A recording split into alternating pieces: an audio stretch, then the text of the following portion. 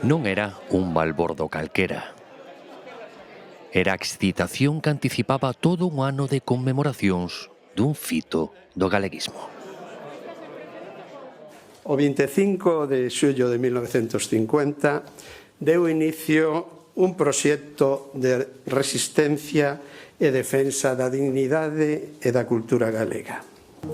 Tamén da súa modernización e de asegurar o seu futuro. Decidiron que aquel proxecto cultural e político que naceu co Rexurdimento tiña que ter continuidade. Non podía desaparecer polo sumidoiro da historia. E dai nace Galaxia. Eran tempos de censura, de uniformización excluinte. Nun momento a cultura galega, expresada en galego, ia naufragar. Estaba arrasada e o horizonte era absolutamente negro. Públicase nese contexto o primeiro libro da editorial. Ramón Otero Pedrallo, que foi o noso primeiro presidente do Consello de Administración en 1950. Non sen dificultades. Don Ramón Otero estuvo 12 anos da súa vida suspendido de emprego e soldo. A situación era de inicio tan difícil que eles o facían todo. Eles era unha entrega total á causa e ao traballo.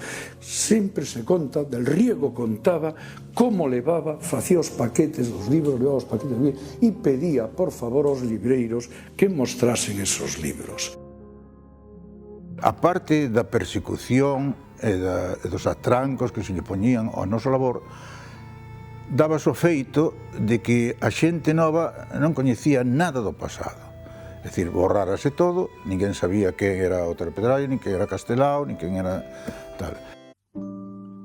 E Galaxia públicaos, pero vai máis aló dos libros.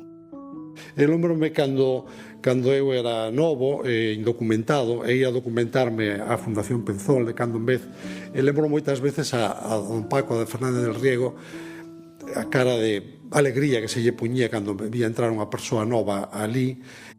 Galaxia constitúe en 1963 a Fundación Penzol. Defínea como o principal centro de documentación e estudo da literatura e da historia da Galicia contemporánea. Orgullos sostidos polas xeracións que de súpeto celebraban xa os 50 anos de Galaxia. Están lanzando cara ao futuro todas esas sementes que iniciaran en xeracións anteriores e que nós tratamos justamente de transmitir a estas novas.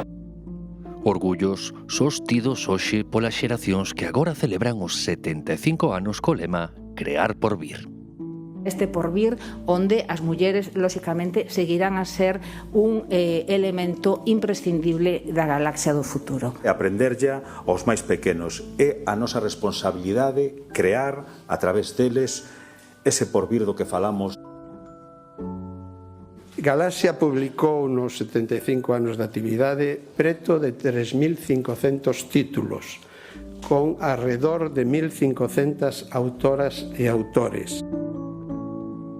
A revista Grial, publicada por Galaxia desde 1963, o que a converte nunha das posiblemente 4 revistas culturais máis antigas de España. Gran plataforma que quixo vincularnos coa cultura universal.